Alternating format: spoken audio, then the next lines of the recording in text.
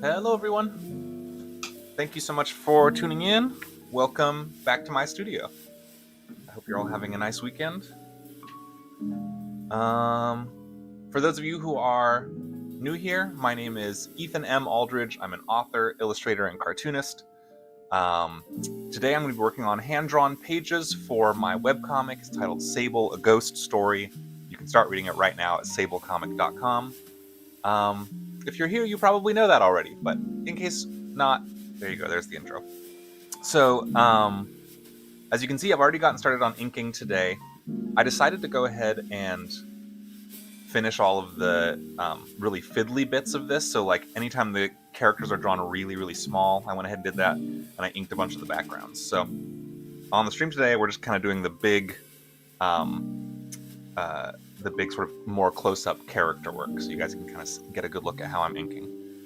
I think this is the first stream I've done in months, maybe at all, on the Sable project, where it's not dark outside when I start, so that's nice.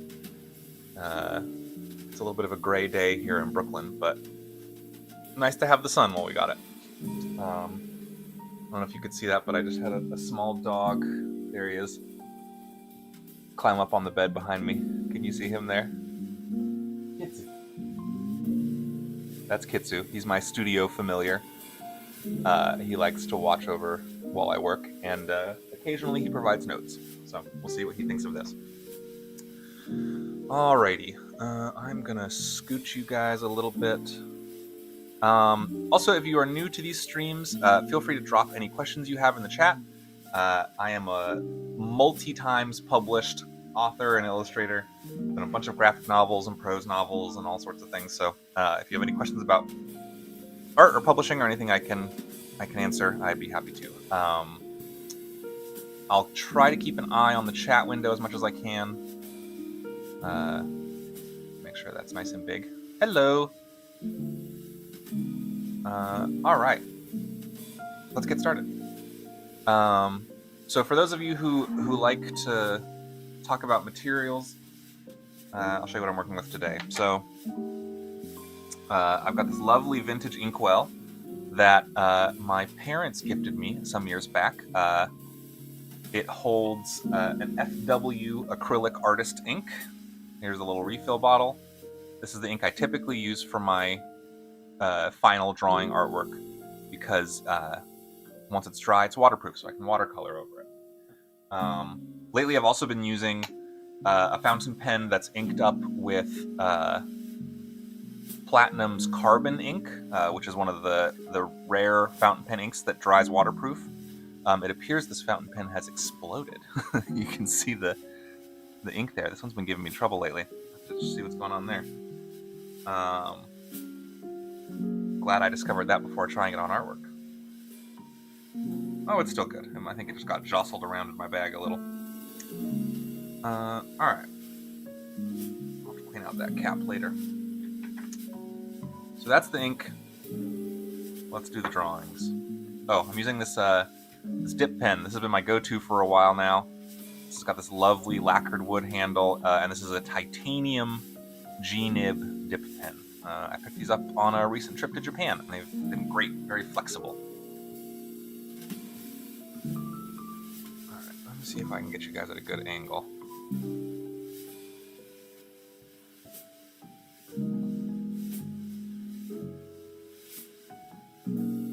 Alright, can you see that okay?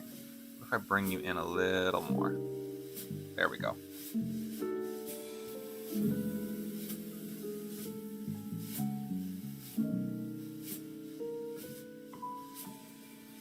Yeah, I love inking with this dip pen. The nibs have such a nice flexibility to them. I've used steel G-nibs for years and years. I didn't even know the titanium ones existed until a few months ago. Supposedly they hold up much better. The steel ones, when I'm working on a graphic novel, I'll go through one, like I'll kind of blunt it within, maybe a couple months of use. Blunted nibs also have their uses. I find that they add a really nice amount of organic texture to the backgrounds of things. So I'll still keep old nibs around just to draw like backgrounds and such. But so far, I've been drawing with this nib for maybe 4 months now, and it's still nice and sharp. So far so good. I don't know if any of you are like stationery fans. There was an art store here in Brooklyn that I like to go to, Artist and Craftsman Supply, which if you're ever in New York is a lovely art store. And they had a location over in Industry City, which is this little like shopping complex that I go to fairly often. But they're closing that location, and so I went over there with my husband a couple weeks ago, and they were doing a sort of an everything must go sale, and so I just raided the place. So I got a bunch of new pens, new fountain pen inks, all kinds of good stuff.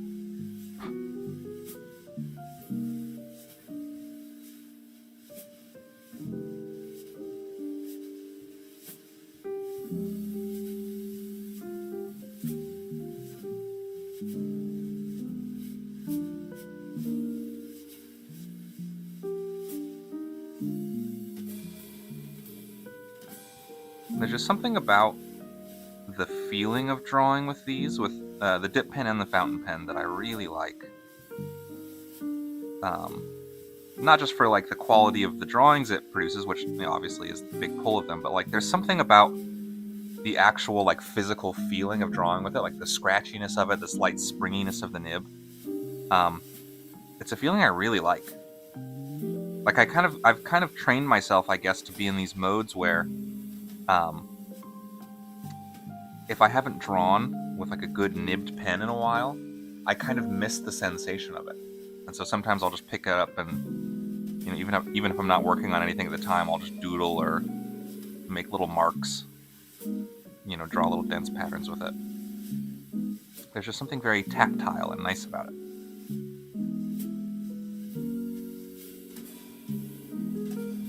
Oh, look at me, I'm drawing his outfit and I haven't finished his face yet.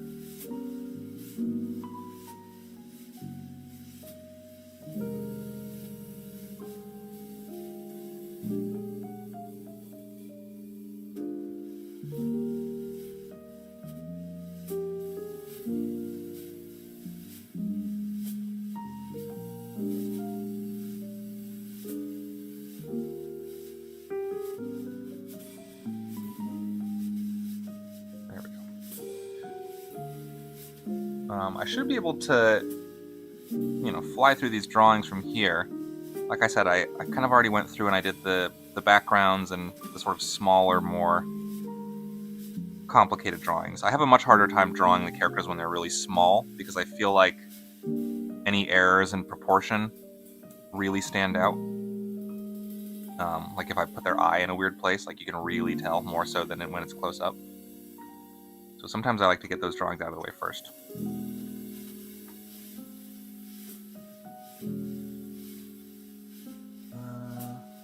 Let's do a little hatching while we go. Usually I do the hatching and shading after I've finished filling in all of the details and the sort of basic overall structure of the drawing, but some of these are just going to have sort of hatched backgrounds, so I might as well do it now.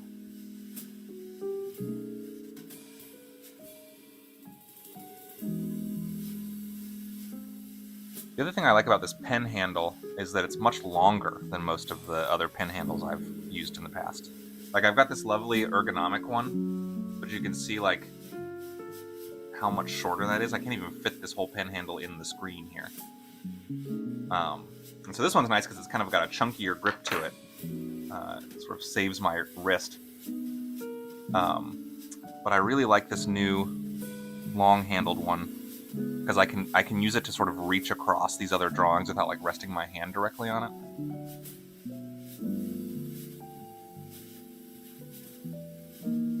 So I can't talk too much about what's going on at this point in the story. We're definitely far enough in that we're into spoiler territory. The public site for Sable wrapped up Chapter 3 a couple weeks ago, and Chapter 4 will be starting this week, so if you haven't caught up on it, now's a great time. Chapter 4 is going to start posting on Tuesday. I'm very excited to share. It has continued posting on Patreon. Patreon is now into Chapter 6, I believe. And they are actually approaching the end of Chapter 6 as well, so they'll be on to other bits of the story soon enough. But yeah, we're definitely at the point when the characters have all kind of been established, the issues have been presented.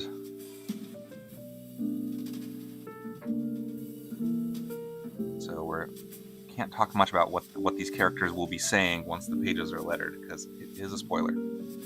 But this page has a lot of nice little drawings of both of them, so.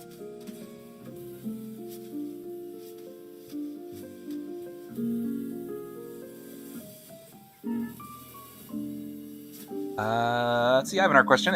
If I may, of course. Do you have any tips for drawing and coloring intricate clothing patterns?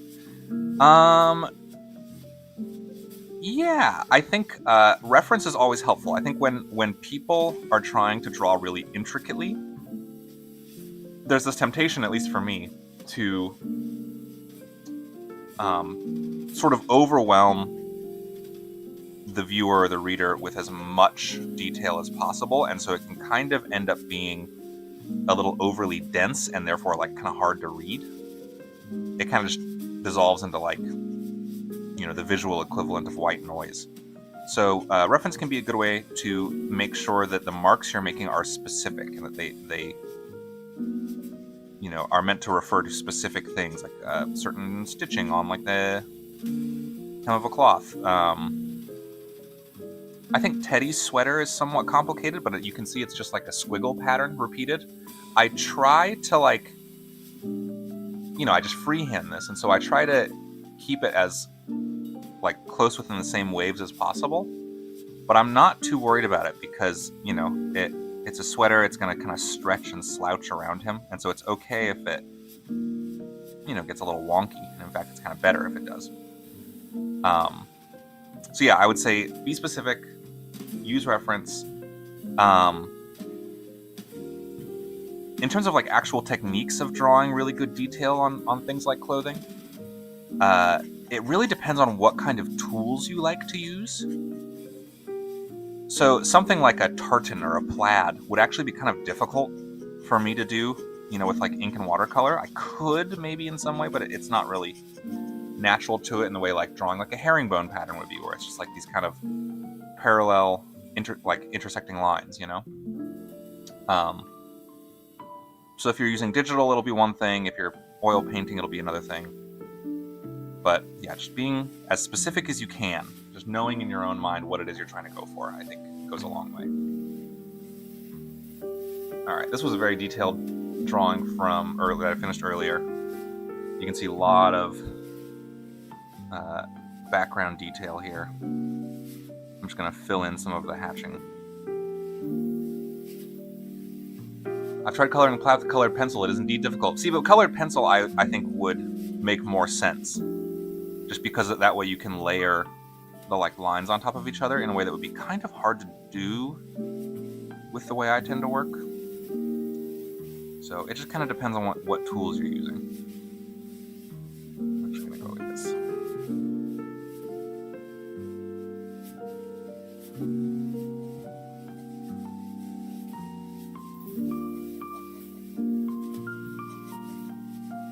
I love that scratchy noise it makes on the paper too.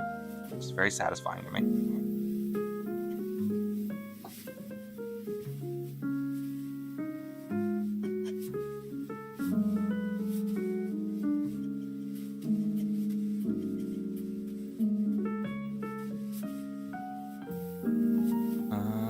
Okay, let's see. I'm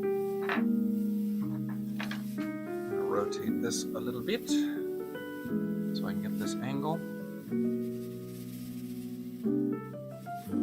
I'm going to need to go back in with a brush, probably towards the end, to do a bunch of deeper spot blacks on this ink, but I'm going to stick to the pen for now.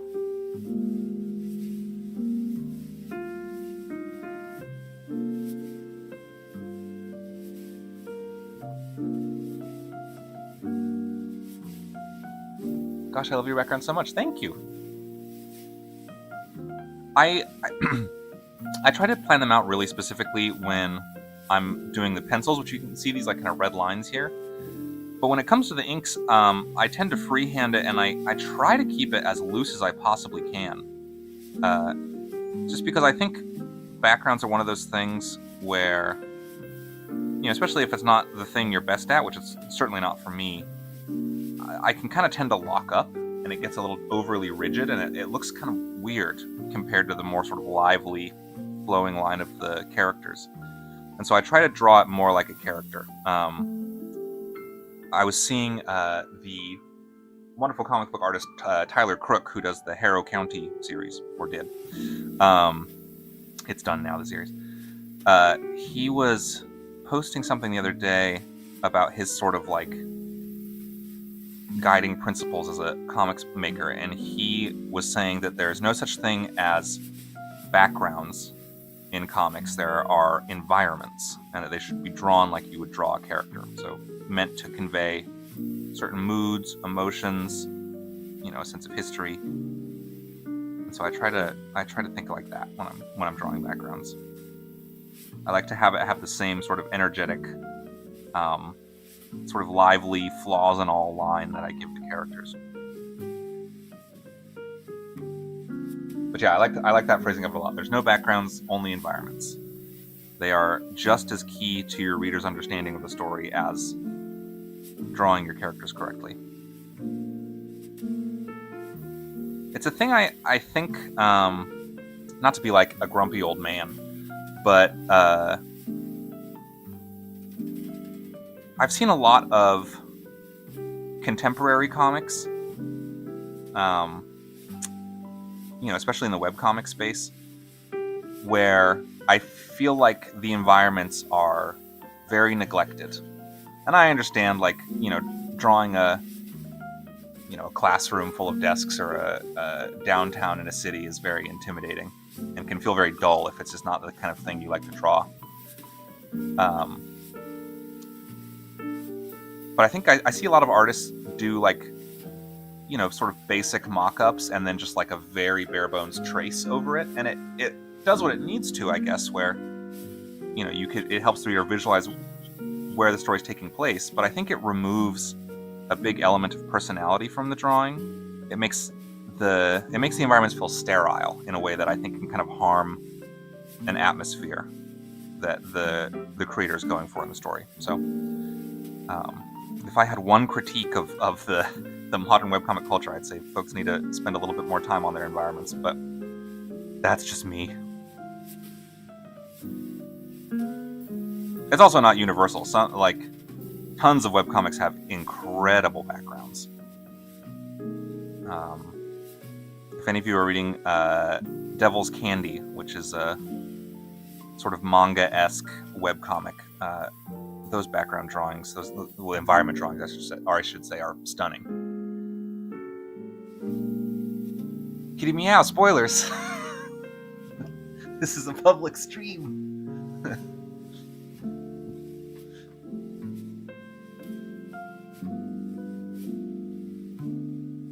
Tech47 says, I'm not used to inking my backgrounds, I mostly just color them. That's a thing I've done in past ones. The Pale Queen, which was my most recent published graphic novel, which you can find in bookstores now. That one I motly painted, because I wanted it to have this kind of like hazy, misty, like watercolor fairy tale look. And so most of the backgrounds are just like splotches and washes of watercolor. That's okay, Kitty Meow. I don't think it's a big deal. Yeah, so that's the other thing to consider, right? Like, even in terms of how you're rendering your background is going to depend on what sort of mood you're trying to evoke. So for this story, I'm using a lot more hatching and a lot thicker, like, spot blacks of ink than I would normally in a comic, because it is a gothic story and it's sort of like the old dark house, and it's sort of, I want the background to convey the atmosphere of the story, you know? Grexia says, I think it's very intimidating, especially when you're new to comics and the workload, for me at least. I think so too. I think backgrounds, I think environments are not a thing that most people who get into this are excited to draw, you know? I think it can be very intimidating, especially if you're, like I said, you're doing like an urban setting. There's a spooky face here. I'm not going to get into inking that right now, just because the spooky ghostly faces use a kind of intensive process, but I'll have to get back to it.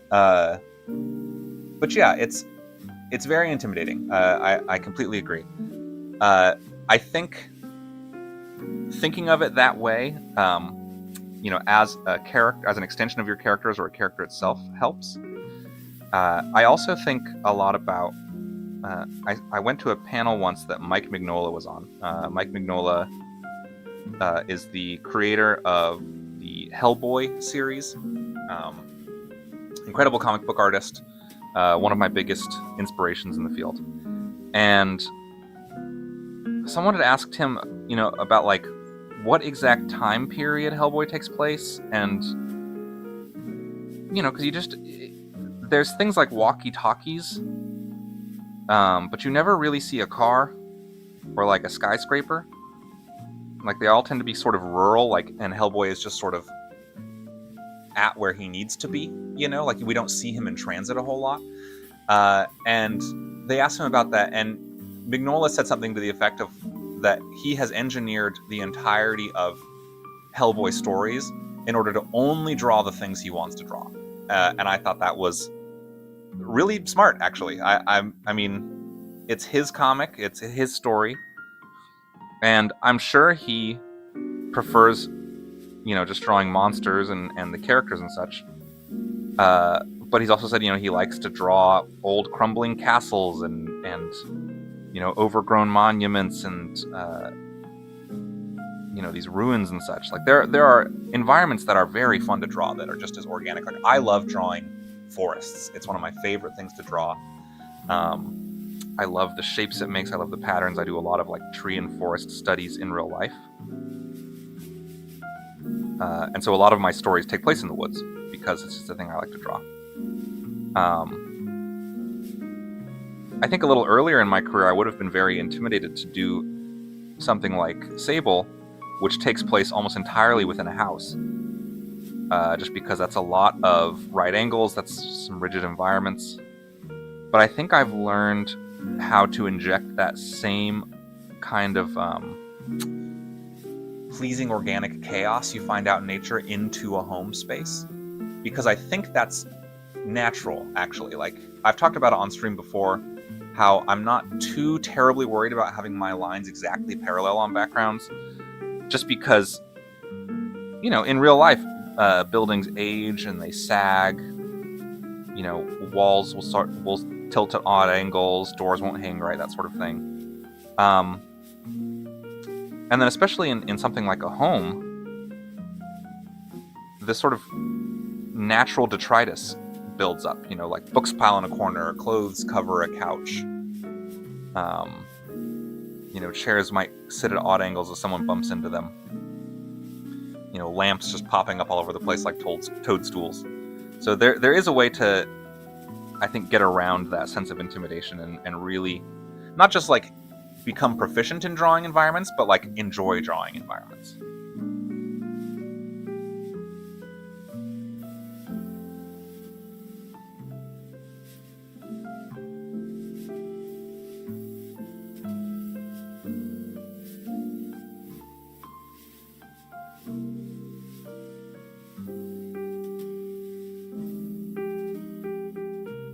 There we go, there's Teddy.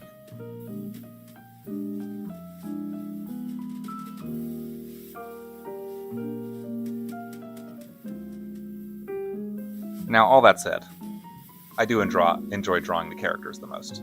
That is my favorite thing.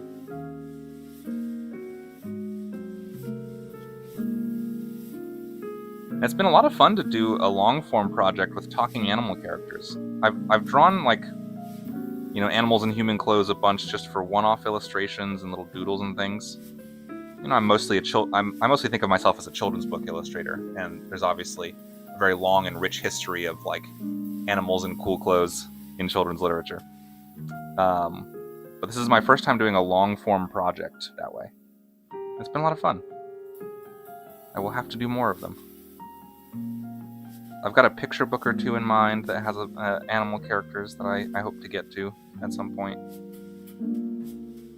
And maybe a little graphic novella I was thinking about the other day that might have animal characters. So many stories I want to work on, so little time.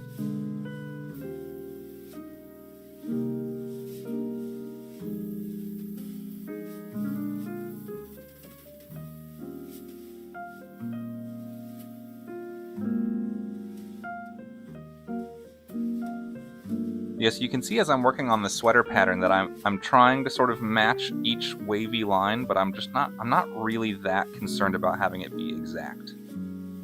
I want a little bit of that, like handmade messiness to it. Not just because it's a handmade comic and I like the fact that that's sort of visible in how it's made, but like I said earlier, it's a very like slouchy, sort of hand-knitted looking sweater, and I like that the pattern looks like it kind of shifts and bends around him as he moves. Yeah, they're fun to draw. And I've loved stories like that for a long time. Like, I loved Wind in the Willows, which is a big sort of visual inspiration for this. I was a huge Redwall fan as a kid. I've recently started collecting the early US editions when I find them. I just found a really good edition of Marl Fox the other day that I've been slowly adding to my home collection. I read all the Redwall books, not all of them. I read up to... I remember if Marl Fox was the last one I read, or Mossflower. There's a bunch more I haven't read. But I read a bunch of them, but they were all from my school's library. So I need to get copies of my own. But also things like, Watership Down, or The Rats of Nim, things like that. I love those kinds of stories. I think Nim and Watership Down especially kind of provided me with the narrative theory behind Sable, which is that animal characters can both soften and heighten intense storytelling. So because they're animal characters, I think it, getting into the horror stuff, it feels less graphic somehow because it's like clearly a cartoon. It doesn't even look like a human person. It's just like a little ferret boy. But at the same time, because he's a cute little animal boy, I think you're like almost extra nervous for him when scary stuff happens, just because he seems so soft. You want to protect. And I think a lot of like I think about the animated movie, The Secret of Nim, where it gets pretty violent. Like there's assassinations. Like it gets very dark. But it was, very enjoyable to me as a very young child, even with how intense it was. Because it's like, oh, it's mice. It's like mice people. It's rats. It's not like real. And so it made it a little more palatable. But yeah, it was still unsettling. Oh. Kitty Meow asks, will you publish physical versions of Sable once you finish it? I hope so. That's the plan. The plan is a little bit later this year. My literary agent and I will start shopping Sable around to traditional publishers. My hope is, that the webcomic does well and we can attract some interested folks. And then once the webcomic has finished, once the story is complete, it'll be up on the public site for, maybe a month or two after that. And then we'll take it down and have a nice, lovely physical edition for people to buy. So that's the plan. I've done a similar structure before. With my very first novel, Estranged, I did it that way, where it was a webcomic at first. It was published on Tumblr back in the day. And I was able to do the webcomic all the way through, start to finish. And then a couple months after it was done, I took it down, and there was a nice physical edition for folks to get in bookstores. Yeah, I love a good physical edition. I would love my pie in the sky. I don't know how much its future publisher will be interested, but my hope is that we'll get to do the main comic, and then as like a little present for those who have read it online, maybe in the physical edition include like a bonus short comic at the end. Be going into some of the other characters we don't see as much, or a little bit more of their background, and just like a little short story. I've got some ideas about what I'd like to do, but we'll see how things turn out. I've been very pleased with how the webcomic audience has been growing. It's been slow growth because I'm back when I published my first webcomic, it was still kind of the Wild West. Now there's these big aggregate platforms like Webtoon. I'm obviously not on Webtoon. I sort of just wanted, algorithms and things are so fickle. I wanted to have its own website and be able just to kind of control all of that myself, at least at the beginning. Now, obviously, when you do something like that, you're sort of losing the reach some of these platforms can give you, but you retain more sort of creative and business control, which is really important to me. So, the audience growth has been a little slower than maybe it could be, but like really steady, which I really like. And the readers are so wonderfully responsive. There's a really lovely little community on Patreon, which you can join right now. It's patreon.com/Ethan Aldridge. Like I said, they're about done with chapter 6 over there. But there's a lovely little group on Patreon who has been sharing their theories about where the story's going, feelings on the characters. It's been really nice to see. It's already like a much bigger audience than Estranged ever had as a webcomic. I think Estranged, when it was posting on Tumblr, I think there was like a grand total of maybe 10 people who were reading it regularly. And they were great 10 people, and they were with me from the very beginning, and some of them are still friends and keep up with things, which I really appreciate. just things grow at different paces, you know? Strange Tales of Oscar is a lovely example of webcomic to print copy. This book is a really lovely thing to read. Oh, I haven't heard about that one. I'll have to check that out. Let's see.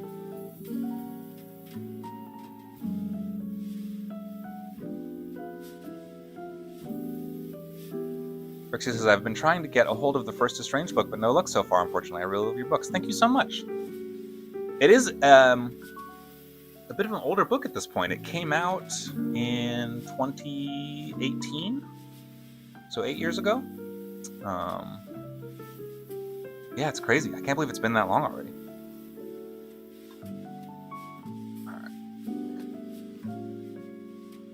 Yes, Kitty Meow. Thank you so much. I'm so happy you're on the Patreon. I really appreciate it.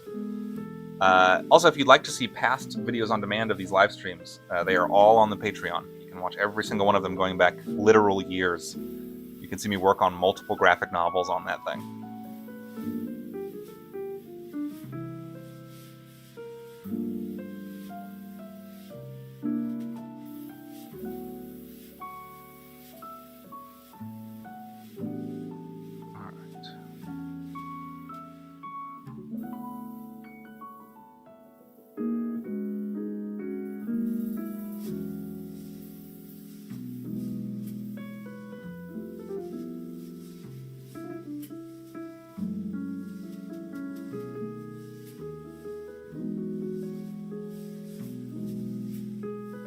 So this right here is Martin Sable. He's Teddy's uncle. And the sort of driving drama of the comic is he is missing. And nobody seems to know or is unwilling to say where he is.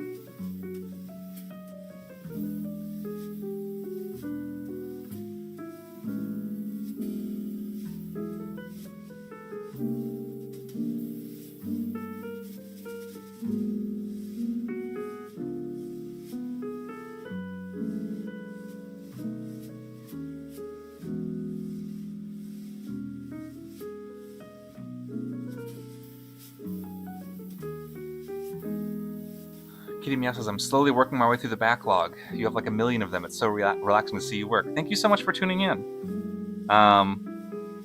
Yeah, I will say the sort of cinematic quality of the live streams gets less good the further you go back. I feel like I've only just sort of recently learned how to use this webcam properly. I tried to sort of up my streaming equipment game when I decided to do Sable as a webcomic, because I knew I wanted to have the sort of Patreon and YouTube element to it. Because if I'm working on this thing and I'm not under non-disclosure agreements from publishers, I don't have to sort of keep any details hidden. You know, since it is my own project completely, and I am self-publishing it, at least at this point, it allows me to do this other side of it, which is I wanted a way to document and share live, the process of making a graphic novel. In addition to publishing, I spend time every year, doing conventions and visiting schools and colleges. And I get a lot of questions about, the process of making these comics and what goes into it and how much time it takes. And so I thought, independently produced project like Sable would be a really perfect opportunity to just sort of set up a couple cameras at my desk and have you guys kind of just join me while I work on it. So I've got a bunch of process videos up on my YouTube. I've got the live streams saved up on Patreon. I've posted a few tutorials and things, looks at the sketchbook. I'm trying to sort of really just document the whole process. It's been a lot of fun.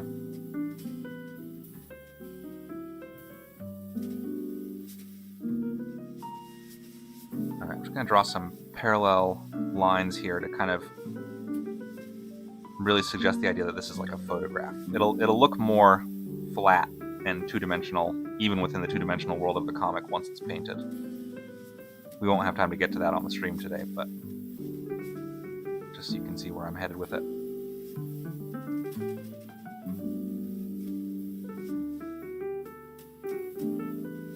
Skinny John Boy says, getting late in the UK, so time to get off the internet. Good night. Thank you so much for tuning in. I should try to do these a little earlier every once in a while, just for the folks over in Europe. This is comparatively early for a bunch of the US. Only about just past 6 o'clock here in New York.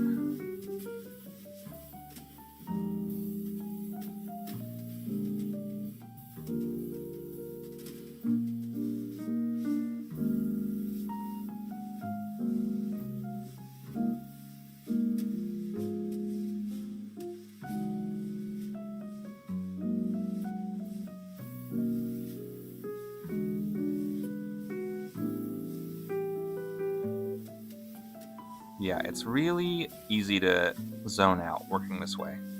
Especially when I get to the hatching point where I'm literally just making repetitive marks on paper. My favorite part. I love just letting my mind kind of just drift.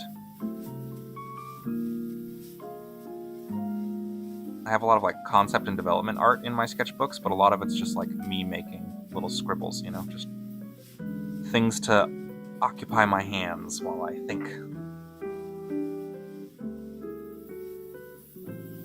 Capitalize on the EU market. I know I need to. Tech47 says, I'm making dinner as I listen. That's nice. Yeah, I've said before, my hope with these streams and a lot of the process videos is that they're just like nice, chill, like background hangout viewing, you know?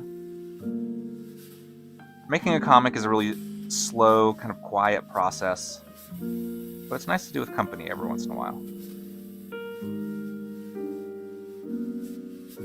Female says, I'm from Spain, but I have a very funky sleeping schedule, so it's not late for me.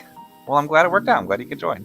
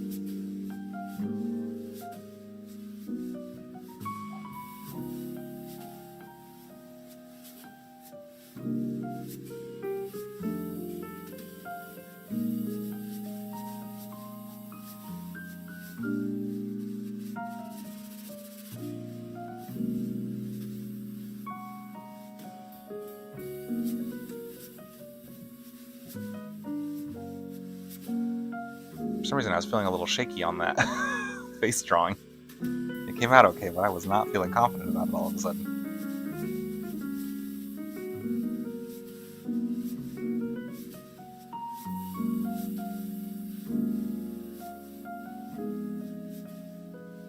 Ooh, there we go. Alright, we're out of the danger zone.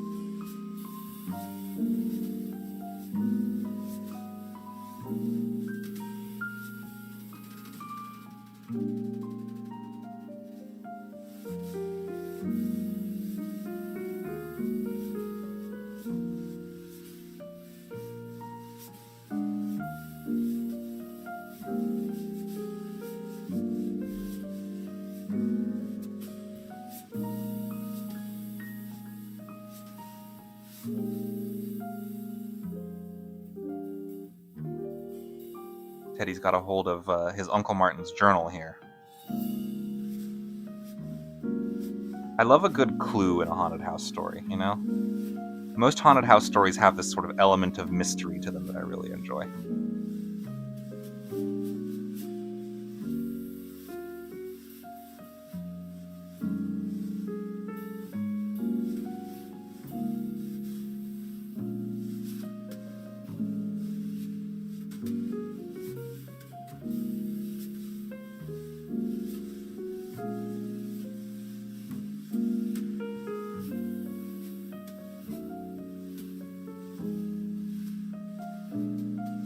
Sardine Enjoyer says, hi Ethan, love your work. On the topic of environments, do you have like an internal floor plan of the house planned out for continuity, shorthand, etc., or is it more of a vibes thing? That's a very good question.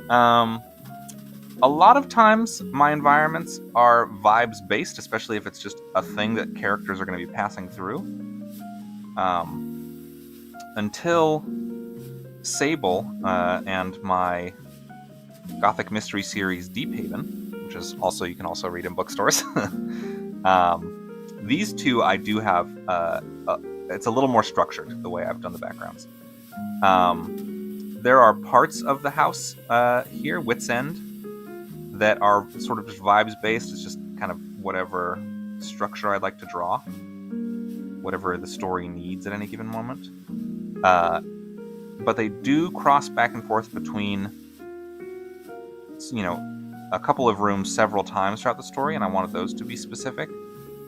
And there's a few scenes where, Teddy's running through the house for various reasons, and I wanted the route to be consistent. To finish that line there, here I can show you. So I have it planned out mostly. I think it's in this notebook. Yeah, there it is. So this is the notebook. I'll pull out a little more. This is the notebook that the draft of Sable exists in. So I like to write my stories longhand to start with in pen and ink. So the first draft of the comic. It gets typed up then, and I revise it, on a word processor on my laptop. And then once I've settled on the script, I do these little thumbnail sketches to sort of storyboard out the entire comic. This stays on my desk the entirety of the art production process. I'm referencing it constantly, throughout the making of it. So this was my first little rough floor plan for Wits End. It's been adjusted a little bit just because of the needs of the story. There needed to be distance between some rooms, or things needed to be slid around a little bit. But this was the sort of first basic structure of the house, and then I kind of built on it from there. So some of the further flung parts of the house that only get visited maybe once in the story aren't quite as planned out, but they're in the kitchen a lot, they're in Martin's study a lot, they're in the library a lot. They cross through the front hall constantly throughout the story, so those are all very meticulously planned out. I know where all the pictures are in the room, I know what furniture is where, it's very studied. So it depends, is basically the answer to your question.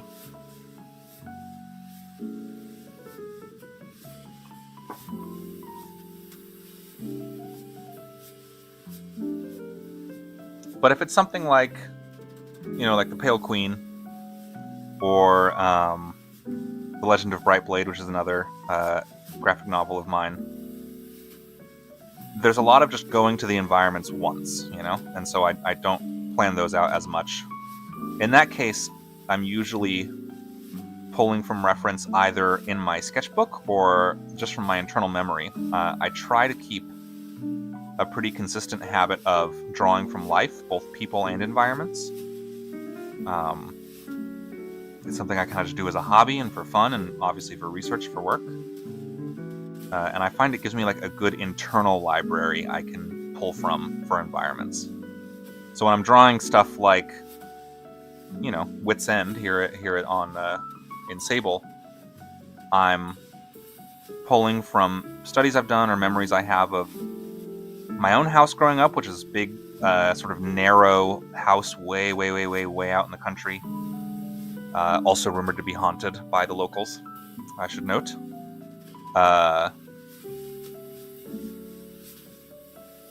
And then, just other spooky old houses I've been in. The earlier question about drawing details on clothing, I try to be as specific as I can. And so I try to reference actual things, not just movie tropes that you see or whatever. I like to pull from studies and memories of places I've personally physically been in. Just because maybe this isn't true, or maybe it's not really detectable by anyone else, but I feel like when I'm drawing, if I can imagine what the air felt like, what it smelled like, what noises were there, kind of influence the drawing. They kind of give it that life. I'm part of a weekly sketching group here in New York. I haven't been able to go for a few weeks, but when my schedule allows.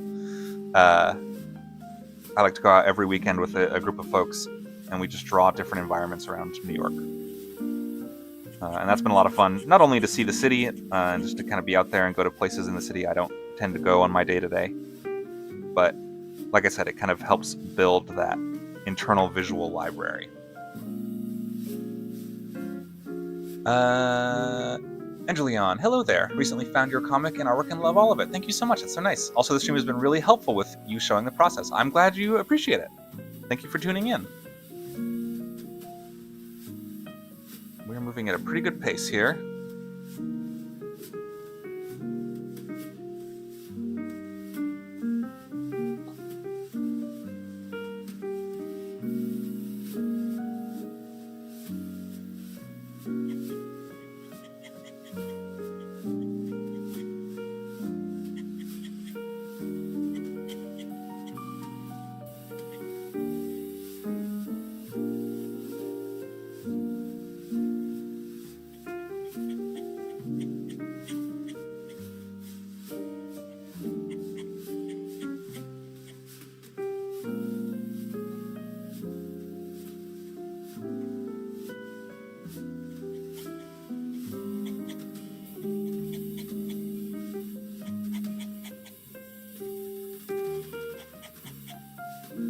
Can you guys hear that, the pen scratching on the mic? I think I have it set mostly to pick up my voice just because I live over a somewhat busy street in Brooklyn, so sometimes during a rush hour you can hear honking and sirens and such in the background, so I try to keep it just so you can hear me and the background music, but I wonder if that nice lovely scratching comes across.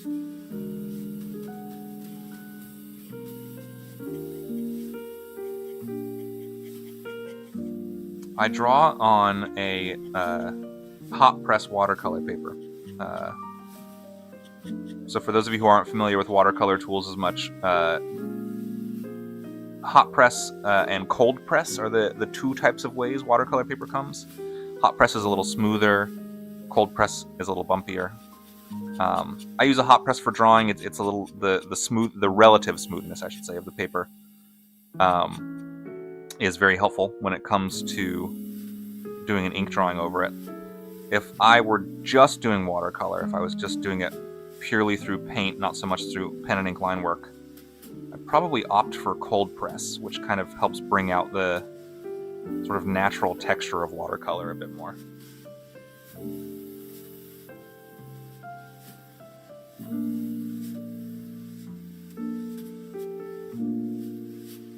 But there is a little bit of texture to this paper. In the language of people who are into paper, it's got good tooth, as they say.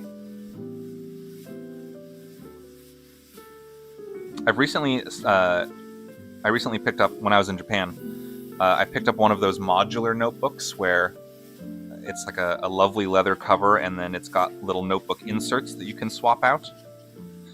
And so I got a couple little basic inserts, but I'm thinking I need to get like a zine stapler and maybe just buy a big ream of like my favorite watercolor and sketch papers and then just make my own. Just really customize it, you know? That's kind of the benefit of those kinds of notebooks, is you sort of have the pretty cover and then you can fill it with whatever you need.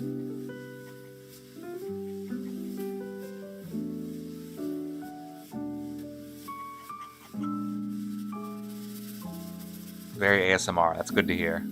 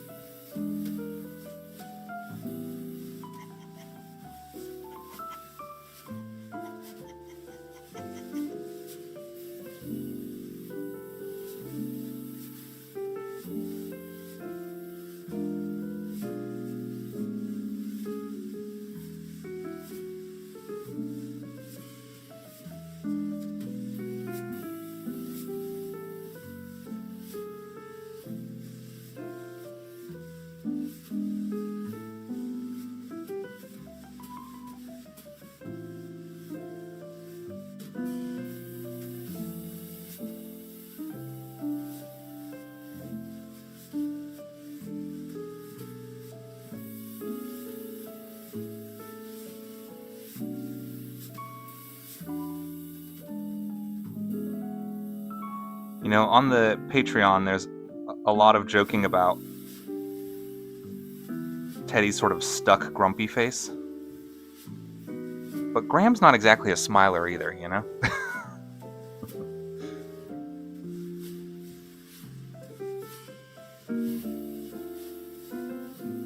They both have a bit of an attitude problem.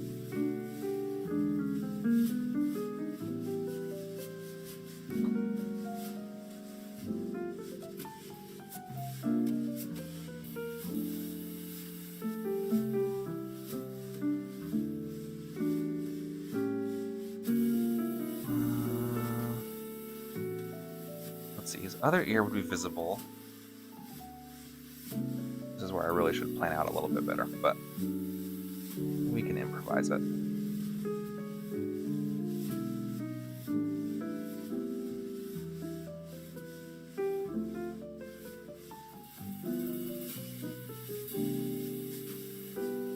And Leon says, honestly, I feel like Teddy being constantly grumpy is charming in and of itself. I agree. I have a fondness for, like, bratty characters. It's a thing I'll sometimes, like, bump up against when it comes to people who, like, review my books. Because there's a certain kind of reader that I think feels that protagonists of stories should always be these sort of moral paragons, and they should be sort of aspirational figures. And I love a protagonist who's, like, kind of a snot, I think it's fun. One, it gives them, like, somewhere to grow during a story, but I also just kind of like it when they don't. I kind of like it when they're just sort of, like, Teddy's very grumpy.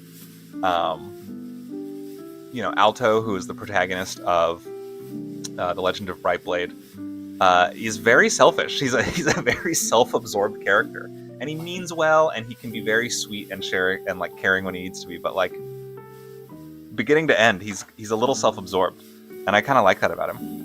I think that goes back to some of my favorite stories as a kid. So I was obsessed. If you followed me for any length of time, one of my all-time favorite films is Jim Henson's Labyrinth. And Sarah, the protagonist of that movie, is just completely entitled, over-dramatic.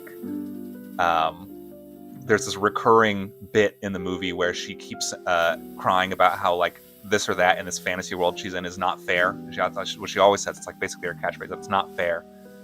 And at one point, the Goblin King, who's played by David Bowie, says something like, you say that so often, I wonder what your basis for comparison is. And I just love that even in this fantasy world, this bratty character, like, no one's letting her get away with it. Everyone's like, you need to buck up.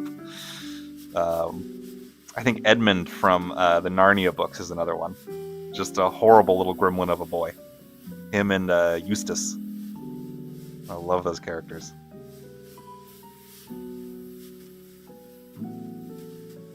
No smiling allowed in Gothic horror, says Sardine Enjoyer. That's right. Only sort of odd expressions and near crying. The occasional murderous glint in the eye is acceptable. Andrew Leon says, you do have a point. Another personal favorite of mine is morally well-aligned, but incredibly begrudging way. Yeah, the sort of unwilling hero is a fun character.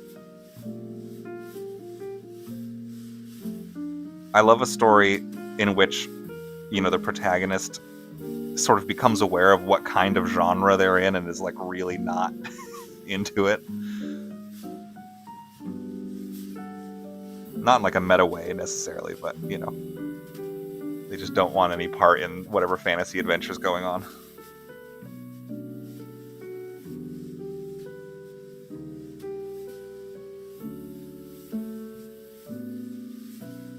But yeah, Teddy definitely has, like, a dozen different scowls that he goes through.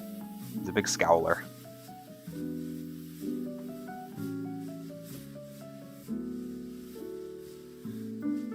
Tech47 says, I love contrasting my grumpy characters with the Sunshine character.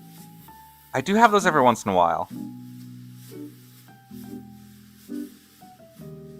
I can't say that there's a Sunshine character in this book, but maybe that would not be appropriate for the genre. But I don't know, there are, like, sunshiny characters in Gothic horror sometimes. Like, something I feel like doesn't get talked about enough is, obviously Shirley Jackson's The Haunting of Hill House is like one of the best haunted house stories ever. It's like one of my all-time favorite books. I feel like it's sort of internationally recognized as like one of the best to be doing it. And it's great, and it's a very scary book and very beautifully written. And I don't think it gets enough credit for how funny it is. There's a lot of really good like jokes and solid bits in The Haunting of Hill House. There's this extended scene where the doctor who's sort of running the paranormal experiment that kind of gives the book its structure, his wife ends up coming to stay with like her personal trainer or something, who she's kind of obviously having an affair with. But she's like very like the sort of woo-woo spiritualist, so she keeps coming in and talking about how like she's a psychic medium and like her planchette is going to tell her what spirit's in the house, and she's just such an obviously ridiculous character that there's a whole chapter of the main trio of the story just sort of making fun of her behind her back and to her face a little bit. And just, it's very fun. The way it's written is very, very funny. And then, of course, really horrible things happen. So it's the give and take of the genre, I suppose.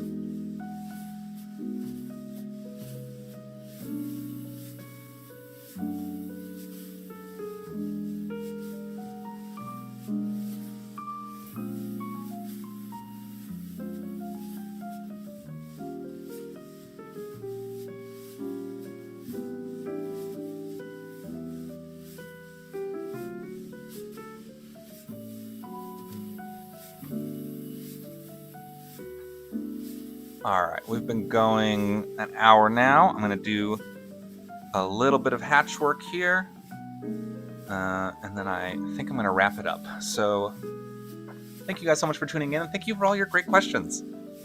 I always love doing these live streams. It's so nice to hang out while I work. It also helps, you know, the performance aspect of it helps keep me focused. I'm not tempted to go scroll on social media or, you know, tease my dog while you guys are expecting me to draw comics. Is he still back there? He is. You can't see him on the stream now, but he's just asleep just behind where the globe is.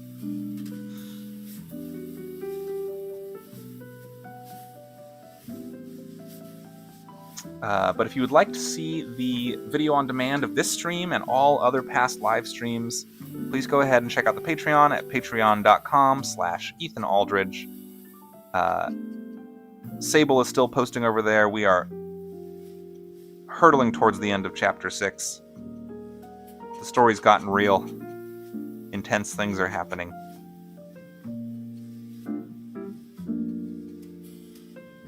And if you'd like to make sure that you don't miss any more live streams and any of the sort of more edited process videos that I post pretty regularly, please go ahead and subscribe to my YouTube channel.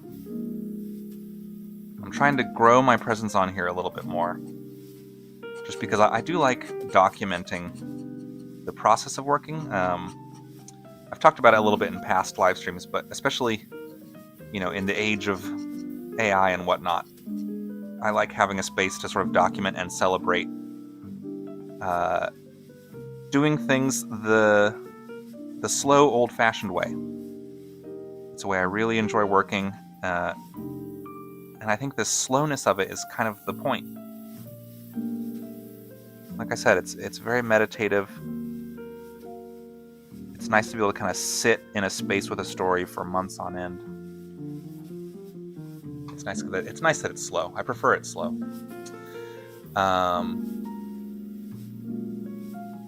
Yeah, thank you all so much for tuning in.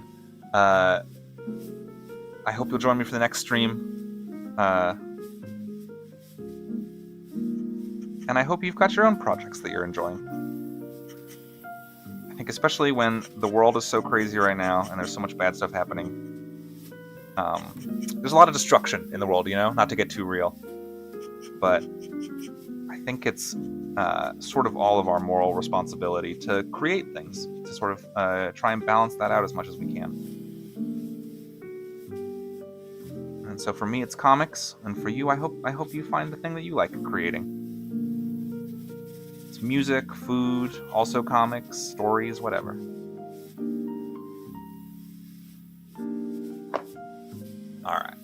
we'll leave it there. Thank you so much again. I hope you guys have a good rest of your weekend, and I will see you next time.